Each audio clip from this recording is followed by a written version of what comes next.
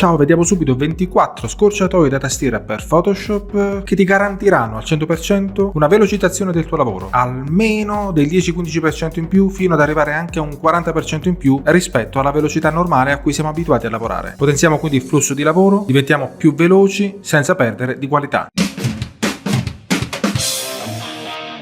Partiamo subito con la prima scorciatoia, una delle più usate, la più classica forse. Ctrl Command N, apriamo un nuovo file, creiamo un nuovo documento. Dopo aver impostato le nostre caratteristiche, lo andiamo a creare. Lo stesso discorso si può anche fare magari se copiamo un elemento grafico che è esterno a Photoshop, come potrebbe essere un elemento all'interno di un altro documento, di un altro programma, come per esempio Word o un PDF, all'interno del nostro sistema operativo. Copiandolo, ci spostiamo di nuovo all'interno di Photoshop, riclicchiamo la scorciatoia Ctrl Command N e automaticamente lui creerà lo spazio dedicato agli appunti appena copiati con la stessa grandezza dell'appunto appena copiato, cioè dell'immagine o dell'elemento appena copiato. A quel punto non dovremmo fare altro che incollare. Vediamo ora la prima serie di scorciatoie dedicate a pennello e gomma, quindi alla colorazione specifica con lo strumento pennello e alla cancellazione quindi dello strumento gomma. Subito con la scorciatoia da tastiera B andiamo ad attivare il pennello. Lo vedete selezionato nella palette degli strumenti, poi col tasto destro possiamo andare eventualmente ad aumentare la dimensione della punta del pennello, la durezza e scegliere per esempio la tipologia di pennello, che potrebbe essere un pennello tondo, morbido come in questo caso, e a quel punto non ci resta che utilizzarlo. Se invece abbiamo necessità di cancellare una parte della nostra immagine, possiamo cliccare sulla tastiera E e automaticamente si attiverà lo strumento gomma. Anche qui possiamo andare eventualmente ad aumentare la dimensione della punta della gomma e la tipologia, e anche qui entrerà subito in azione. Chiaramente se non abbiamo livelli sotto, automaticamente andremo a vedere la trasparenza. Vediamo ora invece la serie di scorciatoie dedicata allo strumento testo. Molto semplicemente, se clicchiamo su T da tastiera, attiveremo subito lo strumento testo e possiamo utilizzarlo sia con un clic e andare a scrivere il nostro testo, oppure di nuovo cliccando su T da tastiera possiamo attivare eventualmente l'area di testo all'interno del quale automaticamente verrà inserito il testo standard di default lorem ipsum di Photoshop, e qui puoi andare eventualmente a modificare la formattazione dal pannello dinamico che si apre nella parte superiore. Per uscire dalla funzione del testo basterà cliccare su uno qualsiasi degli strumenti presenti sul pannello degli strumenti. Se invece abbiamo necessità di prelevare un colore da un'immagine, possiamo semplicemente, per attivare il contagocce, cliccare sul pulsante I e automaticamente, come vedete, si seleziona lo strumento contagocce dal pannello livelli. A quel punto dovremo andare a cliccare sul pixel interessato e, come vedete, sul primo colore, il colore principale che si trova nella parte bassa del pannello livelli, automaticamente verrà associato il colore relativo al pixel sul cui abbiamo cliccato con lo strumento contagocce. A quel punto possiamo copiare il codice esadecimale, eventualmente andarlo a incollare su un altro file dove abbiamo bisogno di questo colore specifico sul quale abbiamo utilizzato il contagocce. Vediamo ora una serie di scorciatoie che riguardano le selezioni e che possono davvero velocizzare il nostro flusso di lavoro quando dobbiamo selezionare un oggetto. Per prima cosa clicchiamo sul tasto V e il tasto V ci permette di andare a selezionare lo strumento bacchetta magica. Lo strumento bacchetta magica ci permette appunto di selezionare magicamente tutta un'area di pixel con cromie simili, come per esempio questa parte di cielo. Se non ci fosse questa nuvola in mezzo, chiaramente la parte di cielo selezionata sarebbe tutta la parte azzurra, quindi tutto il cielo come vediamo sullo sfondo. Chiaramente la bacchetta magica può essere regolata dal pannello dinamico che vediamo nella parte superiore, sia per quanto riguarda il tipo di campionatura, sia per quanto riguarda la tolleranza, quindi l'affidabilità della selezione rispetto ai pixel colorati che ci sono nell'area sulla quale andiamo a cliccare. Cliccando invece il tasto L attiviamo il laggio poligonale, che ci permette di andare a fare una selezione più, diciamo così, geometrica, andando a selezionare magari attraverso una serie di click, la raccomandazione di non farne tantissimi, una zona interessata dell'immagine che abbiamo necessità di selezionare manualmente, e in questo caso ci viene incontro appunto lo strumento laggio, come in questo caso.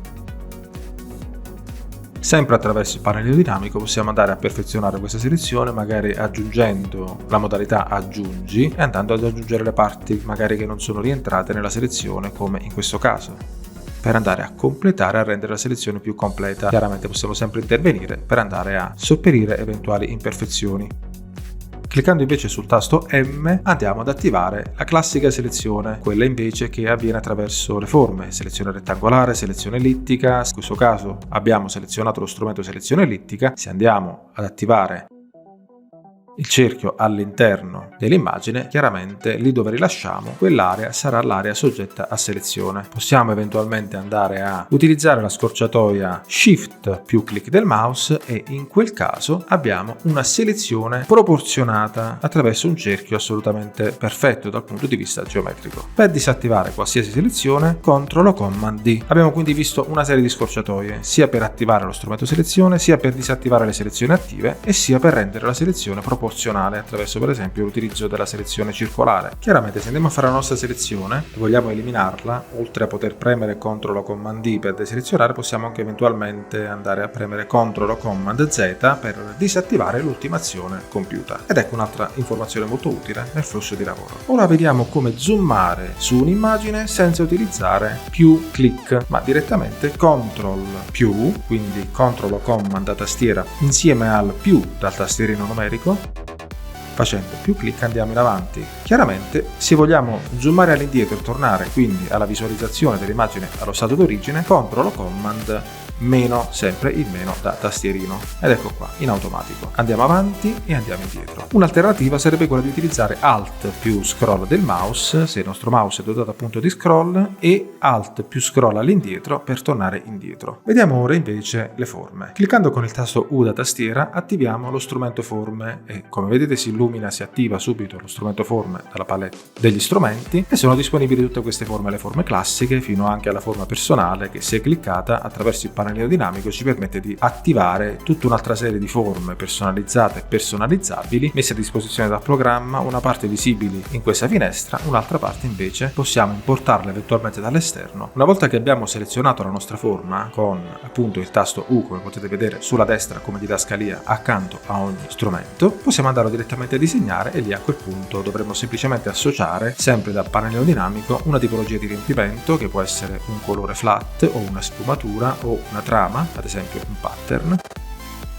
e chiaramente possiamo andare eventualmente a ridimensionare o ad associare confermando anche un colore di traccia. Io mi sto muovendo sia dal pannello dinamico nella parte superiore che sulla parte destra, ossia pannellino proprietà che si apre in automatico ogni qualvolta selezioniamo uno strumento come per esempio quello forma, e anche qui andare a scegliere un colore che potrebbe essere il colore di traccia, eventualmente poi andando a aumentare lo spessore della traccia come in questo caso. Cliccando invece la scorciatoia da tastiera Shift più U, come potete vedere nella parte relativa alle forme del pannello strumenti, io mi sposto tra una figura e l'altra, quindi passo dallo strumento figura personalizzata al quadrato rettangolo, all'ellisse, al triangolo, al poligono, alla linea. La stessa variazione, lo stesso passaggio tra una forma e l'altra lo posso vedere nel pannello dinamico qui nella parte destra, nella parte sempre in alto a destra, dove posso switchare tra la forma, la possibilità di allineare i bordi o appunto di rendere gli angoli arrotondati, oppure la possibilità di scegliere il numero di lati di un poligono e il relativo arrotondamento degli angoli. Insomma, ognuna di queste funzioni che si trovano nella parte finale del pannello dinamico è associata alla figura che selezioniamo da qui. E se invece volessimo cambiare il colore di sfondo dell'interfaccia e non tanto del file in funzione, passando magari a un colore più chiaro o a un colore più scuro a seconda di quella che è il nostro gradimento e la nostra comodità di lavoro, a quel punto dovremo premere Shift più F1 e come vedete l'interfaccia è diventata più scura, Shift più F2 e diventa più chiara. Chiaramente questo dipende molto da come siamo abituati noi a lavorare e da qual è l'interfaccia cromatica più comoda per il nostro flusso di lavoro. Si tratta di un'esigenza assolutamente personale. Tendenzialmente si lavora con un'interfaccia scura per non affaticare la vista, soprattutto poi se il tempo di lavorazione si prolunga e quindi abbiamo bisogno di un ambiente comodo, soprattutto dal punto di vista della luminosità e dal punto di vista della colorazione. Se invece vogliamo subito aprire il pannellino dedicato ai colori e ai pattern, clicchiamo su F6.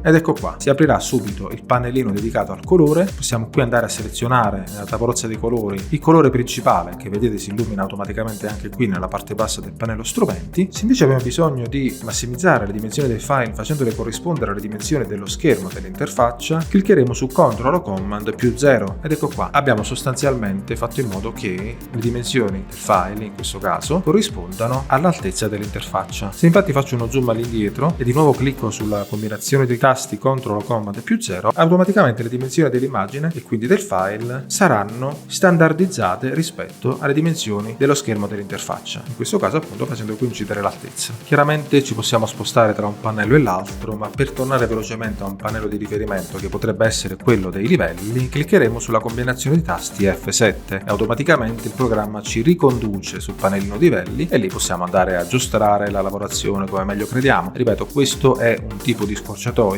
che ci permette di riportarci a un stato d'origine oppure a una destinazione precisa se ci troviamo su un pannello completamente diverso. A questo punto invece proviamo a cliccare soltanto F ed ecco qua. L'unica parte salvaguardata è la parte relativa al menu comandi e al pannello dinamico. Il piedipagina per esempio non esiste più. Questa è una modalità per vedere il nostro file in lavorazione in anteprima. Ricliccando su F7 andremo invece a nascondere il pannellino livelli e a farlo riapparire ricliccandoci sopra. Cliccando di nuovo su F avremo l'immagine a tutto schermo senza l'interfaccia di Photoshop ma solo con il monitor del nostro computer. Ricliccando di nuovo su F torniamo allo stato originale. Immaginiamo di avere un elemento qualsiasi e di dover diminuire l'opacità. Possiamo diminuire l'opacità di un elemento semplicemente muovendoci con il tastierino numerico, cliccando per esempio 10 direttamente dal tastierino e come vedete il valore dell'opacità automaticamente da 100 a 10. Se clicchiamo su 20 automaticamente andiamo a fissare una percentuale del 20% di opacità e così via, 50, 70, 90, 100. Tutto questo cliccando direttamente sul tastierino numerico, chiaramente dopo aver selezionato la figura che vogliamo rendere meno opaca, quindi meno visibile. Vogliamo salvare questo file senza necessariamente spostarci sul menu file, cliccare su salva o file, cliccare su salva con nome. Cliccheremo sulla combinazione di tasti CTRL o Command più Shift più S. In questo caso andremo a fare un salva con nome, quindi salveremo il file per la prima volta associando un nome e un formato, chiaramente PSD, se abbiamo intenzione di editare successivamente il file.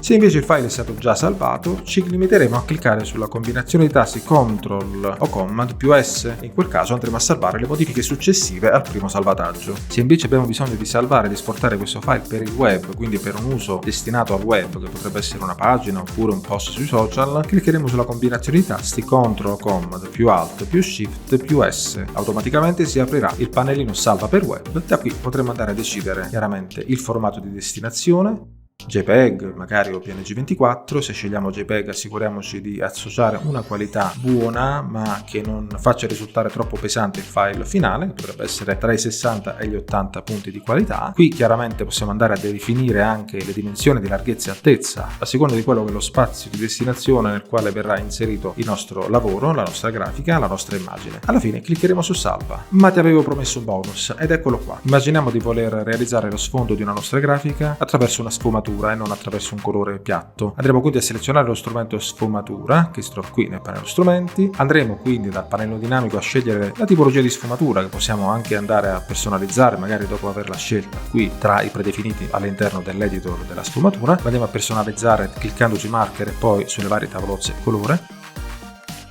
Quando siamo soddisfatti clicchiamo su OK e andiamo per esempio a tracciare una linea che attraversa l'intero spazio di lavoro e che praticamente conterrà la sfumatura dal colore iniziale al colore finale e rilasciamo. Ora, come potete vedere, se facciamo uno zoom potremo vedere delle linee di disturbo lungo la sfumatura. Per evitare, ripetiamo l'operazione. Selezioniamo lo strumento sfumatura, andiamo ad associare la nostra sfumatura, personalizzarla, clicchiamo su OK, dopodiché dal pannellino dinamico selezioniamo la caratteristica dithering. In questo caso andremo a ridurre l'effetto a strisce, come è indicato anche nella didascalia, per avere una sfumatura più pulita, quindi nel nostro caso uno sfondo più pulito. Se questo bonus potrebbe esserti sembrato un po' pochino, non preoccuparti perché ho selezionato per te un video che devi assolutamente vedere se vuoi completare l'approfondimento su Photoshop riguardo una funzione particolare e molto importante, perché oltre a farti risparmiare tempo può garantirti un'assoluta crescita nella qualità del tuo lavoro. Allora non perderti questo video su come utilizzare le maschere e perché conviene conoscerle. Ciao, grazie e al prossimo video!